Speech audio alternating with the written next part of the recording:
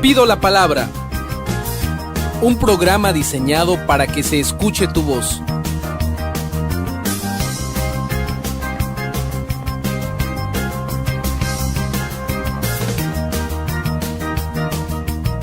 En este programa lo que realmente importa es tu opinión.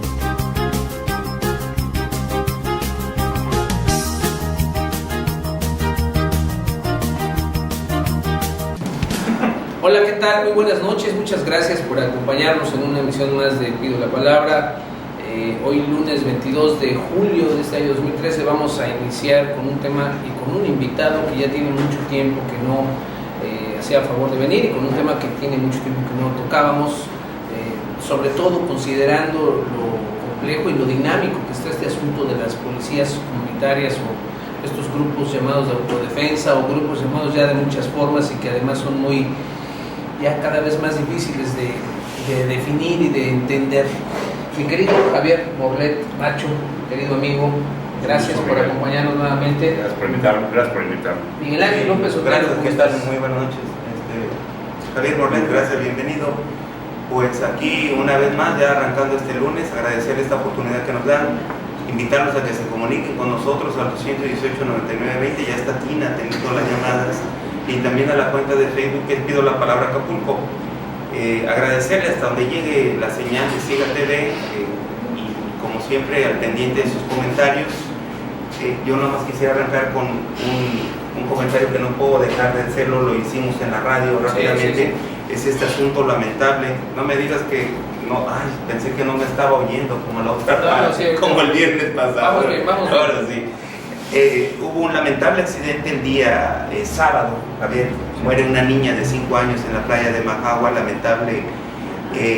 Y a mí lo primero que me llega a la mente es el hecho de que los esfuerzos que se hagan por la gran mayoría de los prestadores de servicio o la gran mayoría de los acapulqueños y los 3 niveles de gobierno que le están entrando a la promoción de Acapulco, se ve tirado a la borda por la irresponsabilidad de un menor de edad y por la irresponsabilidad del dueño de una lancha que le permitió conducir a este joven que al parecer, porque he estado haciendo varias preguntas a personas que han estado cerca de esto, tenía velocidad cuando intenta arrancar su motor, lo que ocasiona que se desboque y dé vueltas y llegue a la orilla donde había unos menores de edad, unos niños, y una de ellas muere lamentablemente.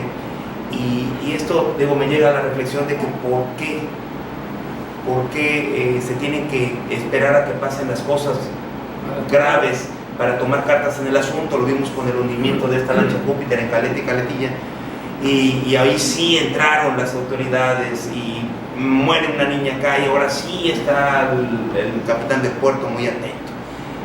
Se me hace de verdad una soberana estupidez que tenga que esperar a que suceda algo serio, algo grave, para que las autoridades volteen a ver hacia allá. Hay un capitán de puerto, yo siento que hay que voltear a ver los ojos hacia el capitán de puerto que estaba en ese momento en Puerto Marqués, y fincarle responsabilidad, porque él fue el que permitió que salgan lanchas sin matrícula, un menor de edad, sin el mismo registro como lo marca aquí la ley que más adelante vamos a leer. Y creo que sí se debe de haber una sanción hacia estos funcionarios omisos, porque también por omisión puede fincarse la responsabilidad. Pero vamos a hacer la primera pausa y ahorita regresamos. Y ahora sí ya no le vamos a estar quitando la palabra a Javier Morlet, porque él es el que sabe de los temas que vamos a discutir, regresando rápidamente de la pausa. No se vayan.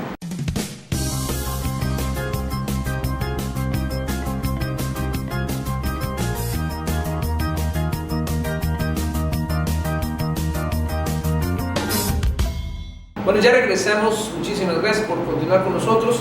Javier Morlet, para el público que no lo sepa quizás, Javier encabezó, no sé hasta qué punto esté en este momento, un movimiento llamado Foros por la Paz y la Convivencia aquí en el Estado, que fue de alguna manera auspiciado por el gobierno del Estado en el sentido de dar algunos recursos para que tú te pudieras movilizar. Bueno, ese proyecto fue lanzado por un evento del señor gobernador, ¿me equivoco? Sí. Porque veo que haces cara como de que no. A ver, o tú dime si estoy en No, error. espero que termines Adelante. tu argumento. Ok, lo que trato es de hacer la No te introducción. interrumpo. Ok, bueno, Javier Morlet, y si me equivoco ahorita me va a corregir, encabezaba estos movimientos por la convivencia y la paz en aras de reconstruir el tejido social que se ha venido descomponiendo de una manera tan dramática en nuestro país, particularmente aquí en Guerrero y en Acapulco, por todos los fenómenos de delincuencia y de violencia que hemos estado sufriendo directa o indirectamente todos en los últimos años. Y esos foros tenían desde su origen, desde que fueron planeados, una serie de términos, de eventos que estaban fechados, los cuales se han venido cumpliendo, y ahí es donde yo ando un poco perdido, en qué punto se encuentran, en qué punto continúan, o bien en qué punto han terminado. Adelante, Javier. Sí, Miguel, lo que pasó Yo soy fue... Ángel Tejeda. Miguel Ángel, ¿no? No, Ángel no. Ah, pues que Miguel Ángel Tejeda. No. Yo soy Miguel Ángel. Ya sí, Miguel Ángel, pero yo pensé que era Miguel Ángel. No, sin el Miguel. Recuerda que lo que comentábamos 2 o 3 veces en los programas aquí y en radio fue que en el 2011 había en Acapulco, Sí. en todo el estado de Guerrero, una crisis de violencia Horrible. que generó una serie de críticas sociales en contra del gobierno por la inacción ¿Te refieres al gobierno de Seferino? del estado de Guerrero. O sea, porque las críticas estaban dirigidas al gobernador de entonces, que era Aguirre Rivera. Ok. Y Venía entrando, ¿no? Que venía llegando, que venía recibiendo lo del Sí. Seferino, ¿no? Y ahí le reventó la ola de violencia, Sí. sobre todo en el 2011, la Sí. crisis que No para mí salíamos nada, que ya veía la calle a las 8 de la noche, no, ya no había nada en la calle. ¿no? fue una cerrazón que los Horrible. Sí. acapulqueños hicimos. Bueno, pues a raíz de eso, grupo de ciudadanos, amigos nuestros, empezamos a trabajar y intentamos hacer un foro de consulta sobre qué es lo que la sociedad tenía que hacer para participar en el combate a la violencia. Derivado de ese esfuerzo, el gobernador del estado nos llamó y nos pidió que este esfuerzo se extendiera a todo el estado de Guerrero. Entonces sí hubo una coordinación. Fue una convocatoria oficial de parte del gobernador a la sociedad y a las instituciones a participar en un diálogo sobre violencia, instituciones gubernamentales y sociedad. A mí lo que me tocó fue hacer los foros ciudadanos Sí. para organizar de manera funcional para que los reclamos que estaban en ese momento siendo de manera desorganizados, desarticulados, hacerlo de manera ordenada.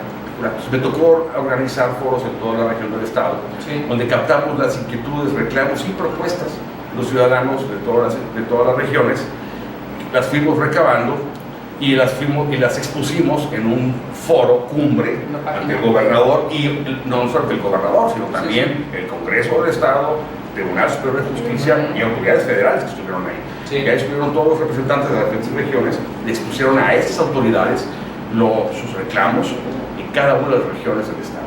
Ya. Terminamos ese esfuerzo que fue el objetivo de la convocatoria. El gobernador me pidió que siguiera en este esfuerzo.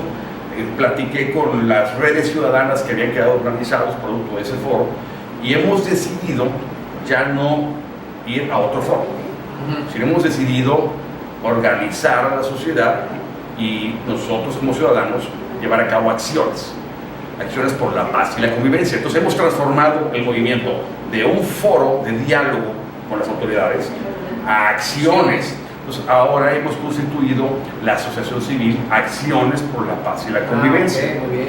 que ahora ya nos olvidamos un poco del foro Sí. y vamos a trabajar directamente con los frutos grupos que da el vulnerables. foro. Claro, porque ya está la sociedad, los grupos articulados. Sí.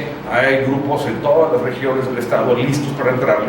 Faltaba la constitución de esta asociación que ya se dio, y ahora ya vamos a trabajar de manera independiente a través de acciones para formar ciudadanía, a trabajar a favor de los grupos vulnerables, a trabajar a favor de la reconstrucción del tejido social. Es decir, ya tenemos el diagnóstico y ya los ciudadanos sabemos qué tenemos que hacer. En eso estamos hoy. A ver, Javier, me parece interesantísimo esto y vamos a retomar ahorita para platicar de las policías comunitarias, pero tú que eres un personaje muy especial, que yo celebro que nos estés haciendo el favor de acompañarnos esta noche, no puedo dejar de preguntarte una pregunta obligada.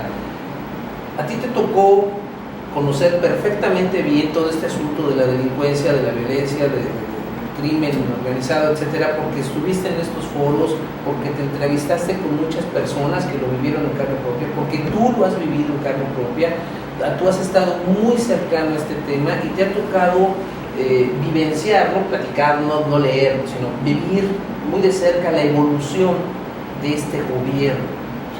¿Cómo se recibió? Ya lo dijimos hace un momento, cómo le entrega la situación de inseguridad, de violencia Seferino Torreblanca a Ángel Aguirre. Hoy en día ha pasado un poco más de 2 años de su gobierno.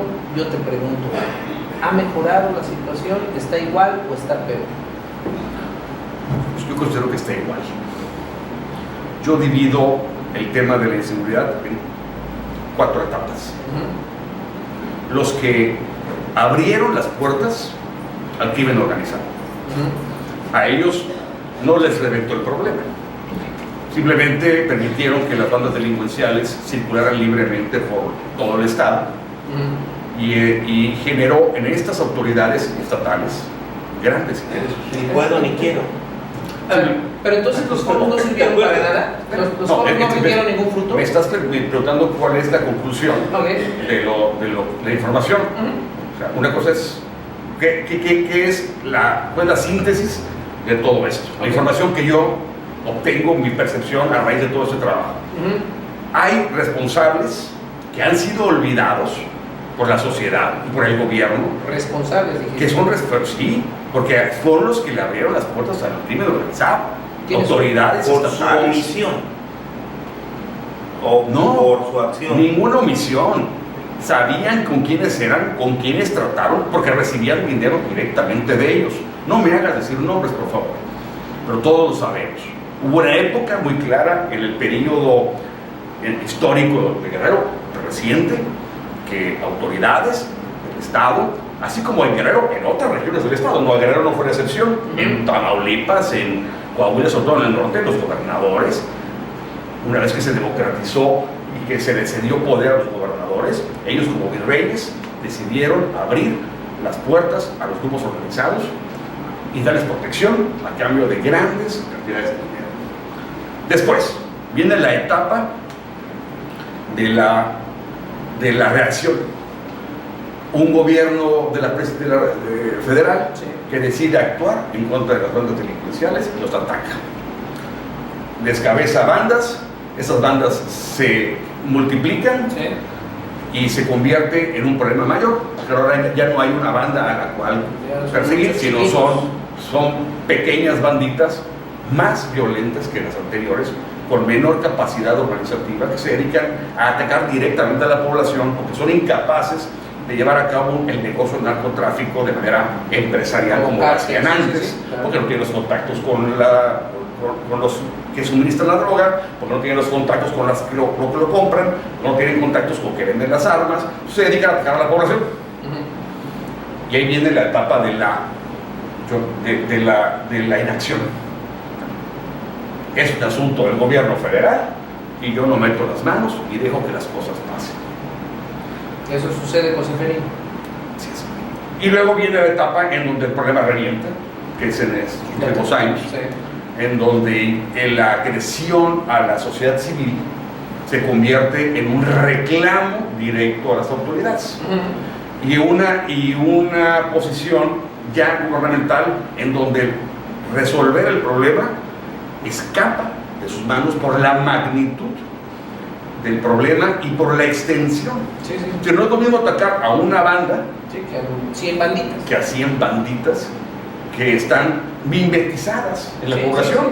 No sabes quiénes son. Tienes a un lado y ni cuenta te das. Y sabes tú que la situación de pobreza en el Estado, la falta de empleo, pues va fomentando como un caldo de cultivo la creación de más y más delincuentes. Entonces, son esas etapas a las cuales hay que segmentar y atribuirles a cada quien su responsabilidad. Entonces, a ver, de acuerdo a lo que tú mismo acabas de narrar, sí ha habido una evolución. Claro. No, a lo mejor la pregunta no debería ser si ha mejorado, ha empeorado, si igual, no. A lo mejor la pregunta estuvo mal planteada, pero de que ha habido una evolución es indiscutible. Tú, déjame preguntar por otro lado, estos foros que tú lideraste, estos foros de ¿cómo se llama? Diálogos que ahora son acciones, Sí. ¿rindieron algún fruto? Sí. Entonces eso es para bien, ¿ha mejorado algo? No. Quien es responsable, Ángel, Sí. de combatir a la delincuencia organizada no son los ciudadanos, no soy yo. No, bueno, pero la idea es que, espérame. No, pero yo lo que entiendo es que los resultados y los frutos fueron de la ciudadanía, dirigidos también a que hubiera una acción de la autoridad. Por eso, Claro. Pero no se ha llevado a cabo. a ver, Están llevándose a cabo. Lo que pasa es que lo que yo noto es que el problema desborda las capacidades de los gobiernos municipales, que no hay que olvidarlos, no, que bueno, también ahí tienen se anida muy bien el problema, ¿no? desborda las capacidades de los gobiernos estatales y desborda las capacidades del gobierno federal. O sea, es un monstruo que nadie puede contener, Sí, es sí. un huracán que... Sí. ¿Cómo le haces? En este diagnóstico de un problema que ya desborda las capacidades institucionales, municipales, estatales y federales, cobra relevancia la acción ciudadana. Sí. ¿O qué podemos hacer nosotros? Tú, Ángel, tú, Miguel Ángel, yo, la gente que nos ve. ¿Qué podemos hacer? Cuidarnos unos a otros. Tenemos lo que traemos, algunas personas, no solamente yo, otros ciudadanos interesados en el problema, la idea de organizar a la sociedad y empezar a trabajar creando lo que hemos llamado la formación de ciudadanía. Que no policías comunitarias. Mira, Pero ahorita regresamos. hay una ley de participación ciudadana donde ya habla de cómo se deben de estar organizados y que lo hemos comentado aquí con Jaime Alvarado López, ex asambleísta, y leyéndola ya la ley con atención, pues sí, efectivamente le tiene que entrar el Instituto Estatal Electoral para que sea debidamente electos ciudadanos. Vamos a hacer la pausa y regresamos con este tema que está muy interesante. No se vayan.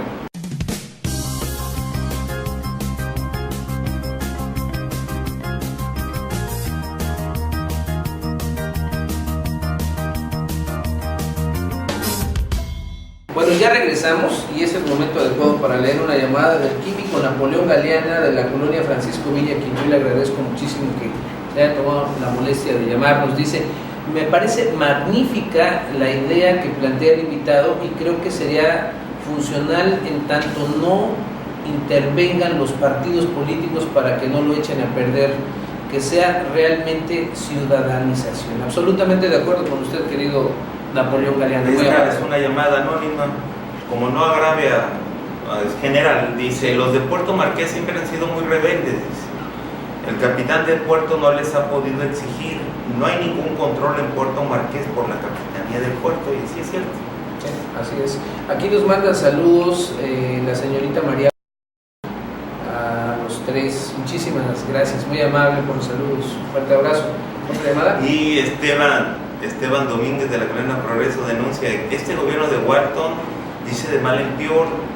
Yo como gestor social he recibido muchas quejas de Ciudad Renacimiento por el camión recolector de la basura, pasa cada 7 días o más. Aquí en Sonora, en Niños Héroes, el camión nocturno no recogió la basura, se siguió de largo, lo que ocasionó una gran contaminación, pero esto el presidente Walton no le interesa. Esperemos cuántos días pasarán para que la recojan. Saludos y gracias. Oye, ya que estamos leyendo, mira, hay comentarios en Facebook. A ver, yo los voy a leer de arriba para abajo y tú de abajo para arriba. Don Raúl Caballero Luna, que ya tenía rato que no leía nada de él, muchas gracias, don Raúl. Dice: un saludo a los tres. Con el respeto que merece el buen Javier Morlet, el movimiento que inició como un adendum del que encabezaba Javier Sicilia y que actualmente toma otra directriz con una gran complicación, que es participar en la reconstrucción del tejido social, y que en algunos lugares está tan destruido y prácticamente no quedaría con ninguna acción sencilla. Dice, ya que el punto importante sería primero terminar y abatir las adversidades de la delincuencia organizada, que en regiones y lugares están tan infectados que es la única forma de mando que existe, y que ni los gobiernos de cualquiera de los niveles tienen la capacidad de abatir. Complicado el tema, ¿no? Sí, aquí hay una llamada, un mensaje vía redes sociales de Miguel Rogel, Arismendi, dice él, dice: hola, soy de Iguala, Guerrero. Me gustaría platicar con algunos de ustedes. Tengo un tema muy serio y me gustaría que me contestaran estos mensajes. Es en referencia a un fraude cometido en nuestra contra. Dice: es una figura o ex figura pública de Acapulco. Perdimos contacto con él hace como 2 meses. Dice: somos varias personas de Iguala y Tasco. Eso no es para que lo leyeras, lo mandó por inbox, pero bueno, ya Sí, no, pero ya hay que comunicarnos con él y no, le estoy avisando que lo voy a leer al aire. Pero era por inbox. Bueno, Jorge Calvillo, Miguel Ángel, bienvenido. Este es del viernes, perdón. Ya, seguimos, Javier. Entonces, en resumen, nada más para cerrar el tema de los diálogos, ahora acciones, ¿qué han dejado como fruto y qué sí está funcionando y qué está por funcionar? No sé si así se entiende. La función que hicimos durante más de un año fue organizar foros, consultas, organizar todos los reclamos, organizar las propuestas, y como se establecía en el acuerdo que el gobernador estableció, era un foro de diálogo. Nosotros fuimos al diálogo y de manera directa, sin preparar las cosas, fuimos todos los representantes de las regiones y se les dijeron a las autoridades presentes el panorama de cada región y las propuestas. Esa era la labor. O sea, la labor no era llevar a cabo acciones. Nuestra responsabilidad era informar lo que estaba pasando para que ellos tomaran acciones. Sí. Se han tomado acciones, no todas. Sin embargo, sí hemos notado que algunas de las cosas que se plantearon en los foros se están tomando en consideración. El tema de la educación, que fue muy recurrente en todos los lugares, cosa curiosa. La gente en los diferentes lugares, cuando se reunía para hablar de seguridad, y casi siempre se tocaba el tema de la educación, la preocupación de las mamás por la educación de sus hijos. Se le planteó, bueno, el gobierno del estado está tomando acciones en relación a la educación, no completamente, pero la está tomando. ¿Y cómo lograrlo con la CETEG encima?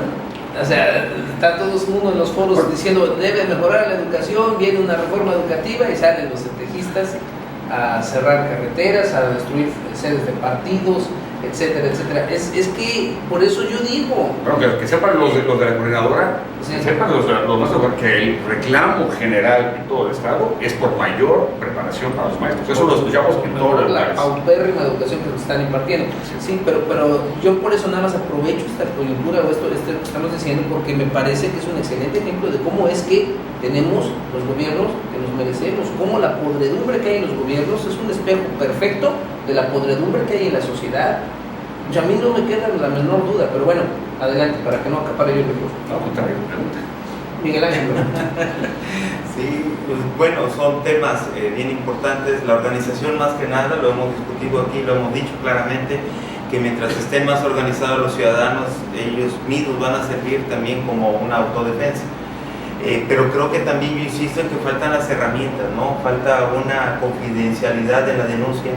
Todavía hay desconfianza de la ciudadanía hacia la denuncia que se hace vía telefónica. Siempre queda la sospecha de que cuando denuncias ya saben hasta tu dirección y saben dónde vives y todo esto. Luego me parece que el hecho de que se haya destruido estos botones de alarma que estaban colocados en las diferentes colonias, en los comités, en los barrios, también me parece que ya no existen. No hubo una inversión, antes era muy práctico detonar el botón de pánico de emergencia y mandar la señal a un módulo y llegaba la policía preventiva. Creo que esas herramientas han venido también a faltar para que un ciudadano tenga confianza en sus instituciones. ¿A dónde voy? ¿Qué propuestas hay para eso? ¿Qué hay propuestas? ¿Qué sacaron ustedes de estos foros para poder decirle al gobierno, mire, el gobierno, hay una serie de estrategias, porque también la tecnología cuenta en esto? ¿Qué sacaron? ¿Qué hay de eso? Y si te han hecho caso o no, que es lo más importante. Mira, uno de los temas más álgidos de los foros fue el asunto de Tierra Caliente. Yo recuerdo que ese día del foro cumbre, los compañeros de Tierra Caliente no asistieron al foro por miedo a hacer declaraciones, porque es tanto el temor allá que de plano me dijeron, Javier, represéntanos, pero nosotros no podemos dar la cara. Sí. A los 3 días de que se planteó eso, el gobernador organizó una gira a Tierra Caliente. A mí me invitaron, fuimos allá a recorrer todos los pueblos importantes de Tierra Caliente y bueno, pues tomaron acciones que no se han concretado, porque realmente en Tierra Caliente las cosas siguen muy mal.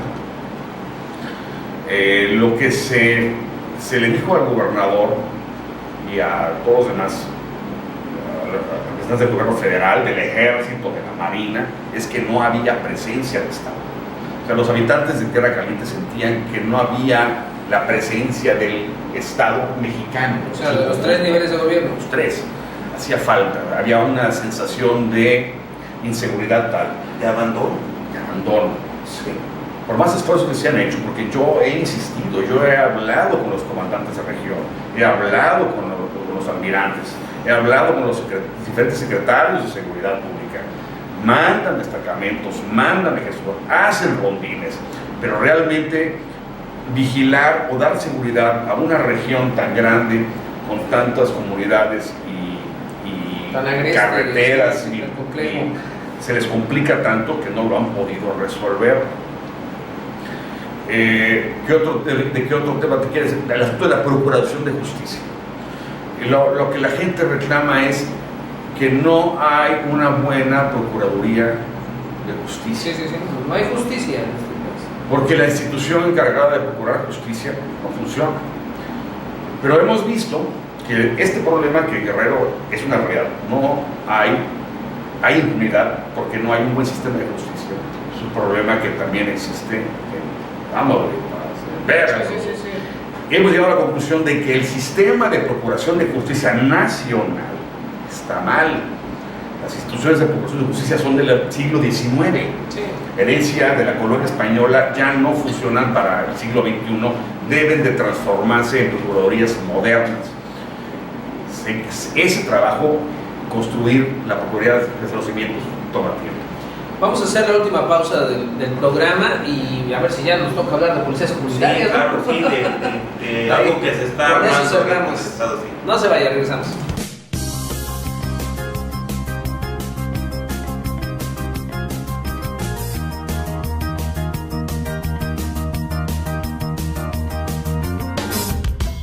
Gracias por seguir con nosotros. Mi querido Javier Morlet Macho, te hago una pregunta muy concreta, muy directa y te dejo el micrófono hasta que acabe el programa.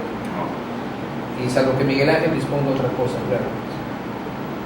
Las policías, dentro de todo este desgarriate que ya nos estuviste aquí tratando de definir, las policías comunitarias ayudan, desayudan, ¿qué papel juegan? ¿Realmente son policías comunitarias? ¿O están mezcladas con cosas malas, con narcos? ¿Cómo está el asunto? ¿Cómo lo ves? Adelante. Hay que entender, primero, que las policías comunitarias surgen de un problema antropológico social. En épocas en donde la modernidad, que conlleva un ingrediente democrático, un ingrediente de liberalismo, de pronto empieza a formarse un modelo de desarrollo político y económico ajeno a la cultura de ciertas partes del Estado. Empieza a formarse de manera natural la conformación de una identidad propia. Eso lo sabemos, pero hoy en día ya ha evolucionado. Eso que sucedía hace muchos años, donde existía la policía comunitaria. Sí, es que lo que pasa es que el tiempo es poco. Yo quisiera que nos actualizaras, porque todo esto lo hemos discutido ya.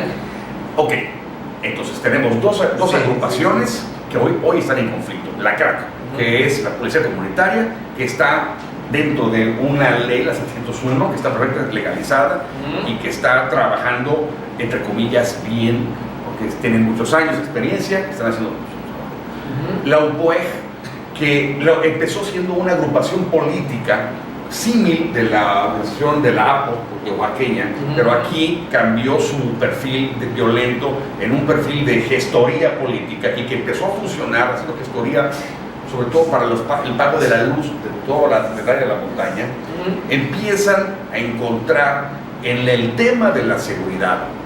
Fíjate bien, porque hay en este momento muchas personas que se aprovechan del tema de la seguridad para crear su propio capital político.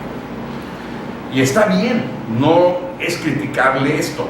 Si el tema de la seguridad es un tema que te permite a ti formar una agrupación en contra de la seguridad, como yo lo estoy haciendo, a favor de la seguridad, en contra de la violencia, formación de ciudadanía, está bien. Pero cuando entras al juego de la política, armando a grupos, estás entonces jugando no el juego de la política. La política se entiende como la forma de la dinámica del poder a través de no el uso de las armas. Es la antítesis de la violencia. Entonces está empezando a contaminar este movimiento de UPUEG, que empezó como un movimiento, claro, que se está transformando en un movimiento que podría salirse del juego de la política.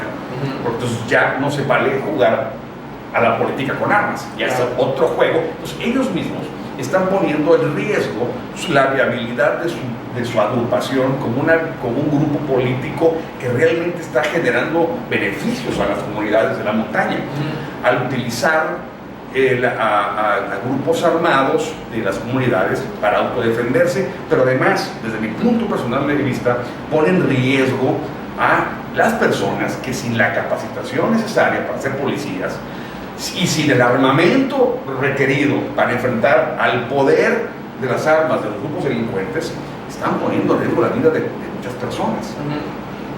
Yo creo que la solución al asunto de la UPUEG es que aquellas comunidades que quieran realmente formarse como autodefensas lo hagan, pero dentro del marco de la ley, que puede ser una alternativa a las policías rurales, que tengo entendido que es una salida que el gobierno le está dando a esas comunidades que han preferido autodefenderse. Sí. Creo que ese es el camino correcto y creo que lo ha entendido.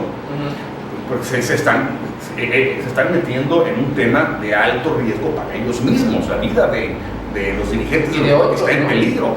De tal manera que lo más conveniente es conducirse por el camino de la legalidad y de la institucionalidad. Tengo entendido que hay en proceso una transformación de la ley de la seguridad pública para permitir que las autodefensas entren dentro de esa institucionalización, y creo que la UPUEG está colaborando en ese proceso. Entonces la UPUEG sí, es un organismo político que de pronto se sale de la legalidad, pero que se le avisa de su riesgo y entiende, son inteligentes, me consta, lo he hablado con ellos, y entienden y empiezan a acercarse hacia esa vía legal e institucional que se les está ofreciendo. Creo que es el camino. Nosotros, fíjate que entrevistamos en radio a Bruno Plácido, ahora que dices que son inteligentes, y la verdad es que nos dejó sorprendidos. O sea, le sube el agua al tinaco, pero con bastante presión. Sí, muy preparado. Tiene mucha habilidad. Bien. Aparte, Bruno ya intentó ser diputado federal, incluso hasta presentó un recurso para hacer una cuota por parte de los indígenas. Y sí, efectivamente, lo que tú dices sí da esa apariencia, da esa impresión de que se está haciendo un uso político, pero desvirtuado a través de las armas y buscando como pretexto la inseguridad de esas comunidades. Fermín García, Santa Cruz, dice: hablan de autodefensa de la ciudadanía. Hay que recordar que primero Ernesto Zedillo desarmó al pueblo por lo de entrega voluntaria de armas, de ahí le siguió Fox, y de ahí Felipe Calderón con la misma treta, para que se extinguiera la presidencia, porque los delincuentes, dice, no son pendejos, dice, sabiendo que tienen armas en tu casa no van a entrar a asaltarte fácilmente. Así que nuestro mismo gobierno metió a la delincuencia a la república, y los mandos policíacos están infectados también porque la ley no respalda a un policía, menos a un ciudadano. Basta con meterlo a la cárcel o un delincuente, un juez corrupto o licenciado corrupto, y lo saca. Es un poquito más complicado que eso, ¿no? Porque también, bueno, yo me acuerdo del alcalde de allá de uno de los municipios de Nuevo León, no me acuerdo qué municipio era, que él decía: no tengo policía suficiente, entonces yo convoco a la ciudadanía, vénganse, nosotros les vamos a dar el arma y les vamos a decir cómo, para que todo el mundo esté armado, imagínate nada más, o sea, muy a la gringa, ¿no? Muy a la ley del rifle de los republicanos allá estadounidenses, ¿no? Y yo siento que eso no está bien, las armas no son buenas, las armas no, veas por donde lo veas, no es bueno, y menos es bueno que las armas estén en todas las casas. O sea, en lugar es como querer apagar un incendio con gasolina. En fin, ese es mi punto de vista.